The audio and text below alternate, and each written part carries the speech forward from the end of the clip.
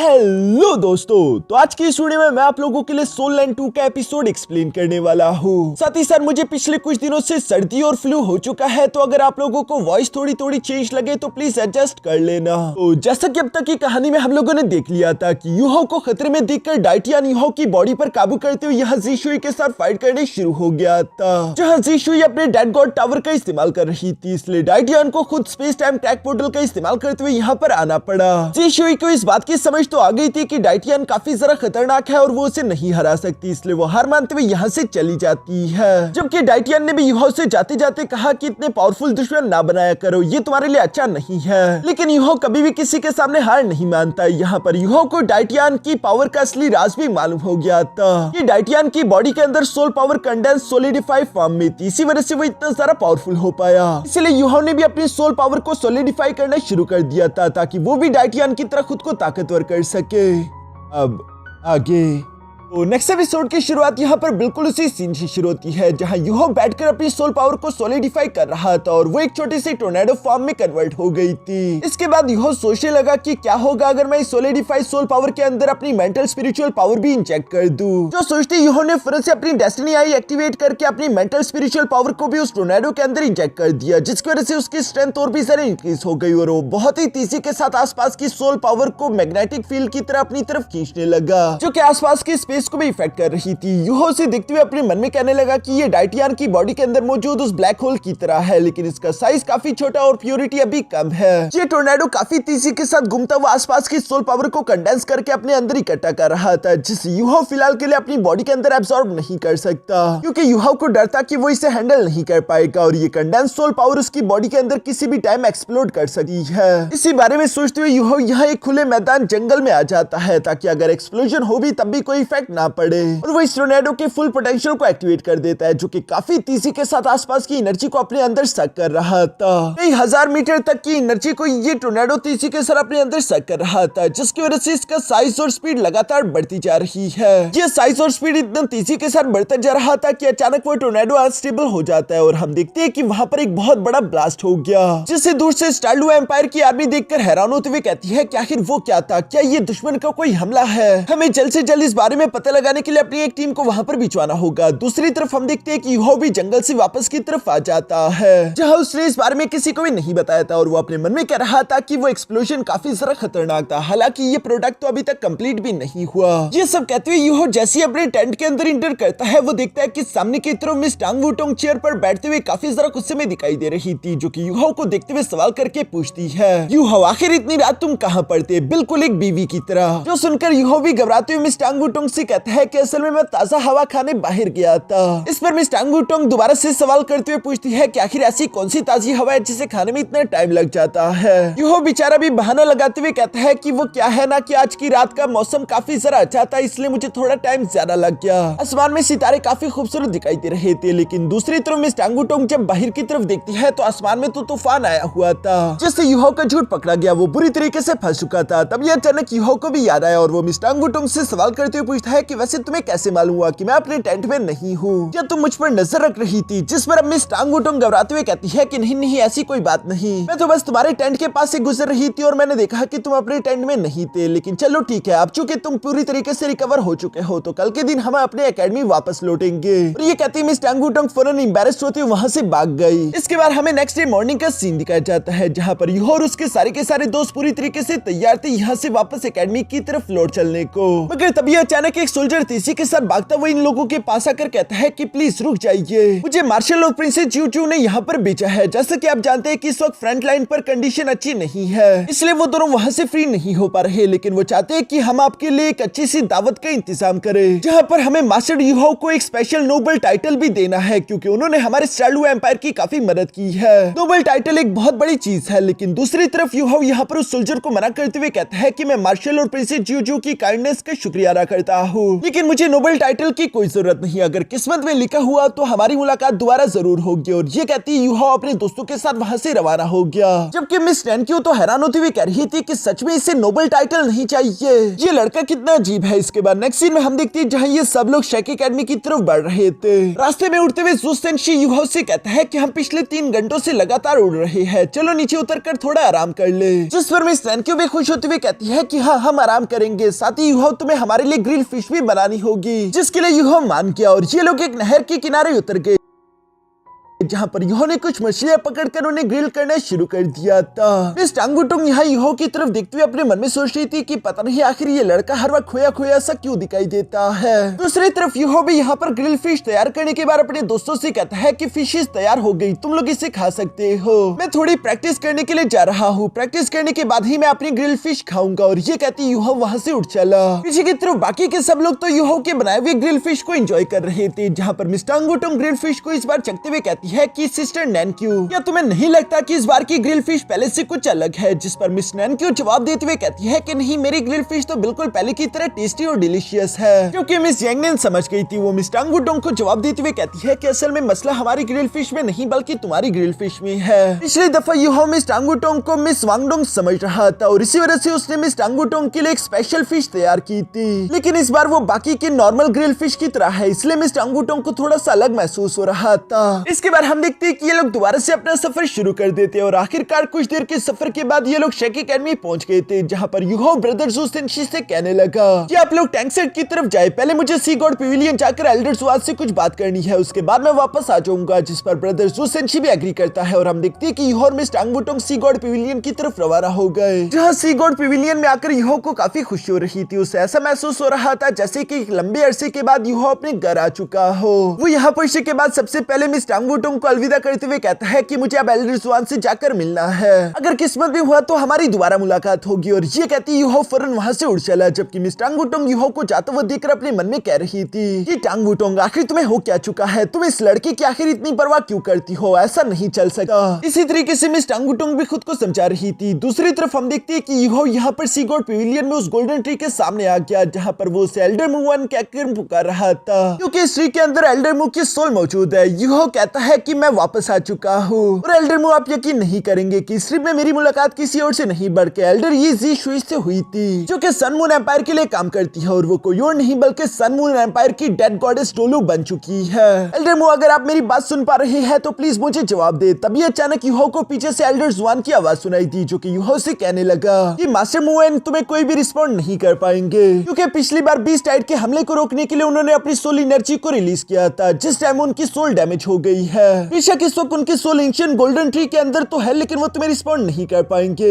ये सब सुनने के बाद यूहाओ और मास्टर ज़ुआन यहाँ हॉल के अंदर आ जाते हैं, जहाँ मास्टर ज़ुआन यूहाओ से कह रहा था कि फिलहाल कॉन्टिनेंट में काफी ज्यादा तबाही मची हुई है। मैंने बिल्कुल भी सन मून एम्पायर से इतना सब कुछ एक्सपेक्ट नहीं किया था। मैं तो ये भी एक्सपेक्ट नहीं करता था कि ये जी शुई जिंदा होगी, और वो सिर्फ जिंदा ही नहीं बल्कि सन मून एम्पायर के साथ भी है, जिनके साथ लोंग ज़ियाओ ज़ियाओ यानी कि ब्लैक ड्रैगन पैलेस ही मौजूद है। और चूंकि सन मून एम्पायर के पास 2 लेवल 99 के अल्टीमेट डोलू मास्टर्स है, तो ये एक बहुत बड़ा खतरा है, क्योंकि ये 2 अल्टीमेट डोलू सोल मास्टर मिलकर इस पूरे के पूरे कॉन्टिनेंट को हिलाने की ताकत रखते हैं। ये सुनकर यूहाओ जवाब देते हुए कहता है, लेकिन हमारे पास तो एल्डर डी बूसी है ना, जो कि लास्ट टाइम अपना लेवल ब्रेक थ्रू करके लेवल 99 पर पहुंच चुके थे, वो एक लिमिट डोलू मास्टर है। इस पर एल्डर ज़ुआन जवाब देते हुए कहता है कि सन मून एम्पायर ने जब सरप्राइज अटैक टियानहुन एम्पायर पर किया था, तो उस सरप्राइज अटैक के दौरान एल्डर डी बूसी का कोर बुरी तरीके से डैमेज हो गया। इवन की बॉडी सेट के कई सारे यंगर जनरेशन के वॉरियर्स भी जान से मारे गए। इस वक्त डी बूसी बहुत ही बुरी तरीके से घायल है, वो हमारी ज्यादा मदद नहीं कर पाएंगे। उसमें फिलहाल इतनी ताकत नहीं कि वो ये जी शुई या फिर ब्लैक ड्रैगन का मुकाबला कर सके। सन मून एम्पायर के सरप्राइज अटैक ने सब कुछ बहुत ही बुरी तरीके से खराब कर दिया है। टियानहुन एम्पायर इतना ज्यादा थक चुका है कि अब उसके पास इतनी ताकत नहीं कि वो फाइट बैक कर सके। ये सुनकर यूहाओ मास्टर ज़ुआन से सवाल करते हुए पूछता है कि क्या हम छोटे छोटे सेक्ट मिलकर सन मून एम्पायर के खिलाफ कोई फोर्स या रेजिस्टेंस इकट्ठा नहीं कर सकते, इस तरह से शायद हम उनके खिलाफ टिक सके। वैसे भी यहाँ पर इस कॉन्टिनेंट पे टोटल 3 एम्पायर्स है। अगर सब पर सन मून एम्पायर ने कब्जा कर लिया तो ये किसी के लिए भी अच्छा नहीं होगा और सब लोग हमारे साथ इस अलायंस में इकट्ठा होना चाहेंगे। इस पर एल्डर जुआन यूहो को जवाब देते हुए कहता है कि तुमने जो कुछ भी कहा ये ऑलरेडी हम ट्राई कर चुके हैं और हमें कई सारे सेट से पॉजिटिव रिस्पांस भी मिला है, लेकिन ये अलायंस ज्यादा मजबूत नहीं हो सकती क्योंकि कई सारे लोग सन मून एम्पायर के पावरफुल सोल गाइडेंस से डरते भी है। इस वक्त फिलहाल के लिए हमारी अलायंस भी काफी कमजोर है। ये सारी बुरी खबरें सुनने के बाद यूहो को याद आया और वो एल्डर जुआन से कहता है कि मास्टर जुआन, मैं आपसे कुछ और भी डिस्कस करना चाहता हूँ। पिछली बार मिंगडू माउंटेन रेंज पर जब मेरा मुकाबला यी ज़ीशुई के साथ हुआ था तब लाइफ एंड डेथ सिचुएशन में रिवर्स ड्रैगन स्किल की वजह से डाइटियन ने मेरी बॉडी को पोसेस कर लिया, जहां उसने अपनी सोल पावर को स्पिरिचुअल फोर्स के थ्रू मेरी बॉडी के अंदर इंजेक्ट कर दिया था और इसी वजह से मैं यी ज़ीशुई के सामने टिक पाया। मगर उस फाइट के दौरान मैंने डाइटियन की सोल पावर सर्कुलेशन भी देख ली थी जो कि मुझसे बिल्कुल ही अलग है। उसे देखकर ऐसा लग रहा था जैसे कि कई सारे ब्लैक होल एक दूसरे से इंटरकनेक्टेड हो और उनमें कई सारी टेरिफाइंग स्पिरिचुअल पावर भी थी जो कि तीसरी के साथ सर्कुलेट कर रही थी। मुझे लगता है कि हमारी एकेडमी की टीचिंग के हिसाब से जो कि हमें सिर्फ सोल डोलो लेवल्स तक ही सिखाती है वो टेक्निक बिल्कुल अलग है जो कि टाइटल डोलो लेवल्स को कवर नहीं करती। मुझे लगता है कि टाइटल डोलो लेवल्स में इंटर करने के बाद सोल पावर बिल्कुल चेंज हो जाती है, लेकिन मैं अभी भी कुछ सोच रहा हूँ कि क्या वो ब्लैक होल की सोल पावर सिर्फ एक अल्टीमेट डोलो सोल मास्टर के अंदर ही होती है। अगर ऐसा है तो मुझे ये समझ नहीं आ रहा कि आखिर डाइटियन यी ज़ीशुई से ज्यादा ताकतवर कैसे था, क्योंकि यी ज़ीशुई ने अपने डेड गॉड टावर का इस्तेमाल किया था। अगर वो डेड गॉड टावर का इस्तेमाल ना करती तो डाइटियन आसानी के साथ उसे हरा सकता था। यहाँ पर यूहो की मुझसे ये सारी बातें सुनकर मास्टर जुआन तो काफी ज्यादा शॉक हो गए थे और वो यूहो से कहते हैं कि यूहो, मैंने बिल्कुल भी उम्मीद नहीं की थी कि तुम्हारी अंडरस्टैंडिंग इतनी जल्दी इस लेवल तक पहुंच जाएगी कि तुम ये सब कुछ समझ पाओ। और हाँ, तुमने जो कुछ भी कहा वो बिल्कुल सही है। लेवल 90 यानी कि टाइटल डोलो लेवल्स पर पहुंचने के बाद सोल मास्टर की सोल पावर बदल जाती है, वो लिक्विड फॉर्म से सॉलिड फॉर्म में कन्वर्ट हो जाती है, जिसके बाद ही लेवल 90 से आगे ब्रेक थ्रू करना काफी ज्यादा डिफिकल्ट हो जाता है। ये सुनकर यूहो सवाल करते हुए पूछता है कि आखिर ऐसा क्यों, जिस पर मास्टर जुआन जवाब देते हुए कहते हैं कि जब तुम्हारी बॉडी के अंदर मौजूद सोल पावर एक दफा सॉलिड फॉर्म में कन्वर्ट हो जाएगी तो वो तेजी के साथ फ्लो नहीं कर सकती, और चूंकि वो सॉलिड फॉर्म में है वो लिक्विड फॉर्म की तरफ फ्लो नहीं कर सकती, तो इसी वजह से तुम्हारे लिए लेवल ब्रेक थ्रू करना भी आगे के लिए काफी ज्यादा डिफिकल्ट हो जाता है।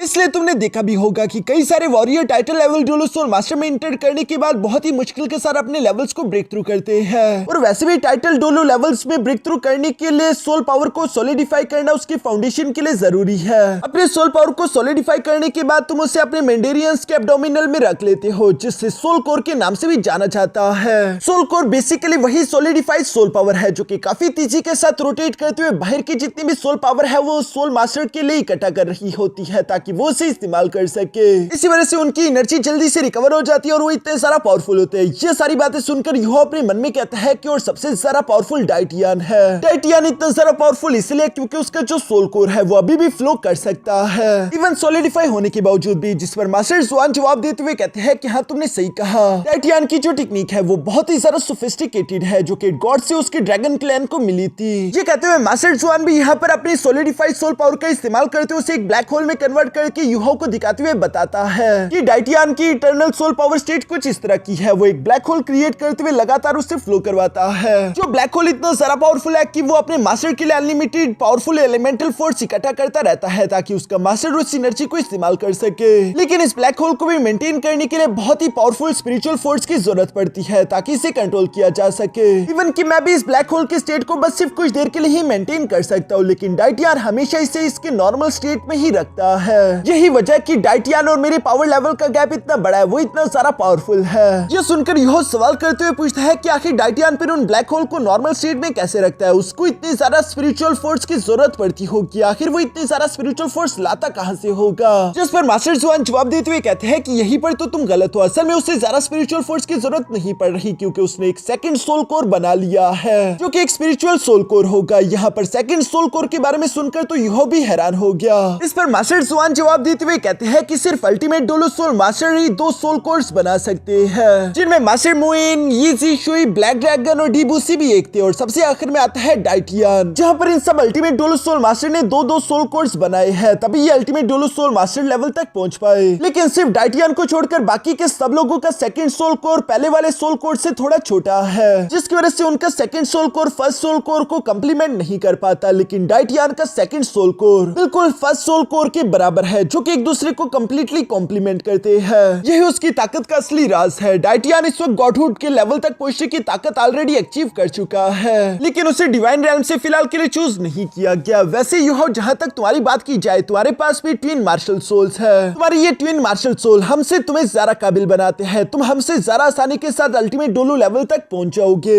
एक बार यूहो, जब तुम लेवल 90 को क्रॉस करके टाइटल लेवल डोलू सोल मास्टर बन जाओ, उसके बाद तुम अपने सोल कोर को तैयार कर लोगे और तुम्हें सेकंड सोल कोर एक स्पिरिचुअल सोल कोर बनाना होगा जो कि एक दूसरे को कॉम्प्लीमेंट कर सके। ऐसा करने के बाद तुम्हारी कल्टिवेशन काफी तेजी के साथ बूस्ट होगी। तुम्हारे लेवल के जितने भी कल्टिवेटर्स होंगे वो तुम्हारी बराबरी नहीं कर पाएंगे, क्योंकि यूहो के पास आइस जेट स्कॉर्पियन एम्प्रेस की मार्शल सोल और साथ ही साथ स्पिरिट आइस की मार्शल सोल है। तो यूहो के पास दोनों मेंटल स्पिरिचुअल पावर और नॉर्मल सोल पावर दोनों के सोल कोर्स आ जाएंगे। उसके पास 2 सोल कोर्स होंगे। ये सारी चीजें जब एल्डर जुआन यूहो को बता रहा था, तभी अचानक दूसरी तरफ यूहो सवाल करते हुए पूछता है कि क्या होगा अगर मैं बिल्कुल अभी के लेवल पर ही अपने एक सोल कोर जनरेट कर लूं? क्या इससे कोई प्रॉब्लम आ सकती है? जिस पर मास्टर जुआन यूहो को पलटकर जवाब देते हुए कहता है कि अगर तुमने अभी के स्टेज पर अपना एक सोल कोर जनरेट कर लिया तो बेशक इससे तुम्हें काफी फायदा तो हो सकता है। तुम्हारी कल्टिवेशन स्पीड बहुत ही ज्यादा तेजी के साथ बढ़ जाएगी, क्योंकि सोल कोर काफी तेजी के साथ आसपास की एलिमेंटल एनर्जी को एब्सॉर्ब करता है। लेकिन इससे एक प्रॉब्लम होगी, तुम लेवल 89 तक पहुंचने के बाद पूरी तरीके से फंस जाओगे, क्योंकि लेवल 90 में जाने के लिए तुम्हें सेकंड सोल कोर जनरेट करना होगा और सेकंड सोल कोर को जनरेट करना काफी ज्यादा डिफिकल्ट काम है। उसमें जितनी फोर्स चाहिए वो तुम्हारे लिए बहुत ही ज्यादा डिफिकल्ट हो जाएगा। यही तो वजह है कि कई सारे कल्टिवेटर लेवल 98 तक पहुंचने के बाद लेवल 99 तक नहीं जा पाते। वो वहीं पर हमेशा हमेशा के लिए स्टक हो जाते हैं, क्योंकि सेकंड सोल कोर को जनरेट करना इतना भी आसान काम नहीं। कई सारे कल्टिवेटर्स के लिए तो ये बिल्कुल इम्पॉसिबल है। लेकिन दूसरी तरफ यूहो तो हार मानने वालों में से नहीं। वो मास्टर जुआन से कहता है मैं फिर भी ट्राई करना चाहता हूँ, क्योंकि यूहो ने फैसला कर लिया था। इसलिए मास्टर जुआन जवाब देते हुए कहते हैं कि चलो ठीक है, मैं तुम्हें यहीं पर रुककर प्रोटेक्ट करूंगा, तुम अपना सोल कोर जनरेट करो। जो सुनकर यूहो वहीं पर बैठकर अपनी सोल पावर को बाहर की तरफ निकालकर सॉलिडिफाई करते हुए एक टोर्नेडो में कन्वर्ट करना शुरू कर देता है, जबकि मास्टर जुआन भी यूहो को देख रहा था।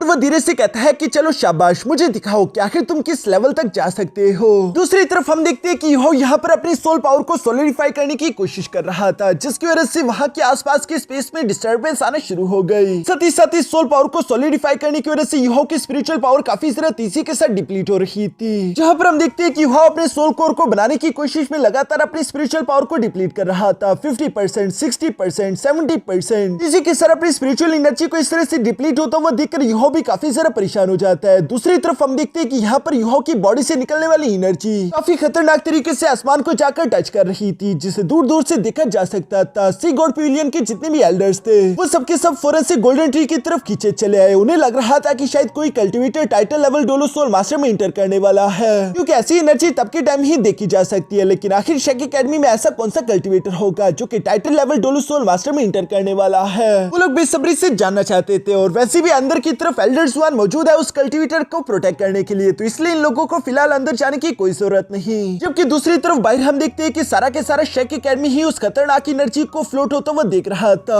वो लोग भी हैरान होते हुए कह रहे थे कि आखिर ये सब क्या चल रहा है। सिर्फ मिस टांगवू टोंगी समझ गई थी कि यकीनन ये यूहो ही होगा। दूसरी तरफ हम देखते हैं कि यूहो यहाँ पर अपनी बॉडी में सिर्फ एक ही ब्लैक होल को क्रिएट करते हुए अपनी 80% स्पिरिचुअल पावर को कंज्यूम कर चुका था। लेकिन इतनी सारी स्पिरिचुअल एनर्जी को कंज्यूम करने के बाद अचानक से यूहो का सर चकराने लगा। उसे ऐसा महसूस हो रहा था जैसे कि यूहो की सोल उस ब्लैक होल के अंदर खींची जाने वाली है, जो कि उसकी सोल को डैमेज कर देगी। मास्टर जुआन यूहो को आवाज देते हुए कह रहे थे कि यूहो जरा संभल कर, तुम अभी हार नहीं मान सकते, तुम्हारा आधा काम ऑलरेडी कंप्लीट हो चुका है। अगर तुमने इस लेवल पर अपने सोल कोर को जनरेट कर लिया तो तुम बहुत ही कम अरसे में लेवल 89 तक पहुंच जाओगे। तुम्हारी कल्टिवेशन स्पीड काफी ज्यादा तेजी के साथ इंक्रीज हो जाएगी। हाँ, बेशक लेवल 90 में इंटर करना तुम्हारे लिए डिफिकल्ट काम होगा, लेकिन यही तुम्हारे लिए एक बड़ी अपॉर्चुनिटी है, इससे जाया मत होने देना। दूसरी तरफ हम देखते हैं कि यूहो के सोल सी के अंदर भी एक बहुत बड़ा तूफान आया हुआ था, जिसे टियानमिंग, बिंगबिंग और स्नो एम्प्रेस देख रही थी। बाहर की तरफ एल्डर जुआन भी यहाँ पर यूहो की इस कंडीशन को देखते हुए समझ जाते हैं कि यूहो ऑलरेडी अपनी लिमिट पर पहुंच चुका है। मुझे लगता है कि यूहो कामयाब नहीं हो पाएगा। लगता है कि मुझे ही अपनी पावर का इस्तेमाल करते हुए यूहो की सोल पावर सॉलिडिफाई को आसमान की ऊंचाइयों तक पहुंचाना होगा, ताकि वो वहां पर ब्लास्ट कर सके। हम बेशक ऐसा करने की वजह से यूहो काफी बुरी तरीके से इंजर्ड हो जाएगा और उसे कई सारे हफ्ते लगेंगे दोबारा रिकवर होने के लिए। लेकिन उसकी सोल को बचाने के लिए ये जरूरी है मास्टर जुआन ये सब सोच रहे थे और इससे पहले कि यहाँ यूहाओ की सोल को वो ब्लैक होल निकल जाता, तभी अचानक हम देखते हैं कि टियानमिंग यहाँ पर अपने सिल्क आर्म फॉर्म में आ जाता है, जहाँ पर हम देखते हैं कि वो तीसी के साथ अपने लाइफ रिफ्लेक्शन शील्ड का इस्तेमाल करते हुए यूहाओ की सोल को बचा लेता है। साथ ही साथ उसने अपनी लाइफ सोर्स पावर को यहाँ यूहाओ के साथ मर्ज करना शुरू कर दिया था, जहाँ पर वो यूहाओ से कह रहा था कि यूहाओ फिक्र ना करो, मैं तुम्हारे साथ हूँ, मैं तुम्हें संभाल लूंगा, तुम बस अपना काम जारी रखो। लेकिन मिस बिंगमिंग ये देखकर काफी ज्यादा सरप्राइज हो गई थी। वो कहती है कि टियानमिंग आखिर तुम ये क्या कर रहे हो, तुम अपनी लाइफ सोर्स पावर को यूहाओ की बॉडी के अंदर चैनल कर रहे हो, तुम जानते हो ना कि इसका अंजाम क्या होगा। अगर यूहाओ गॉडहुड लेवल तक जाने में नाकाम हो जाता है और एक दिन वो मारा गया तो तुम भी उसके साथ मारे जाओगे। इवन कि मिस बिंगमिंग और स्नो एम्प्रेस चाहे तो वो यूहाओ के सोल सी को छोड़कर किसी और के सोल सी में जा सकती है। ये सुनकर टियानमिंग जवाब देते हुए कहता है कि हाँ मैं जानता हूँ, लेकिन जब मैं पहली बार यूहाओ से मिला था तो मैंने यूहाओ को चूज किया और मैंने फैसला किया था कि अब मेरी जिंदगी और मौत दोनों यूहाओ के साथ ही होगी। यह यूहाओ टियानमिंग के आसपास रहते उसके सोल को प्रोटेक्ट कर रहा था, जबकि बाहर की तरफ मास्टर जुआन भी ये सब देखते हुए हैरान होकर कह रहे थे